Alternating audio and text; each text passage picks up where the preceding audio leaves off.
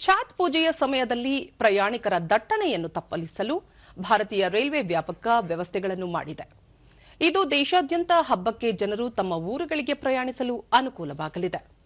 ಹಬ್ಬದ ಋತುವಿನ ನಂತರ ಪ್ರಯಾಣಿಕರು ತಮ್ಮ ಕೆಲಸದ ಸ್ಥಳಗಳಿಗೆ ಮರಳಲು ಅನುಕೂಲವಾಗುವಂತೆ ಸುಮಾರು 6,181 ವಿಶೇಷ ರೈಲುಗಳ ವ್ಯವಸ್ಥೆ ಮಾಡಲಾಗಿದೆ.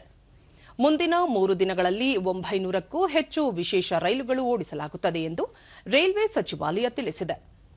ಪ್ರಯಾಣಿಕರ ದಟ್ಟಣೆಯನ್ನು ನಿರ್ವಹಿಸಲು ಬಿಹಾರ ಮತ್ತು ಉತ್ತರ ಪ್ರದೇಶದ 30 ಪ್ರಮುಖ ನಿಲ್ದಾಣಗಳಲ್ಲಿ ರೈಲುಗಳಿಗೆ ಹೆಚ್ಚುವರಿ ಬೋಗಿಗಳನ್ನು ಜೋಡಿಸಲಾಗಿದೆ.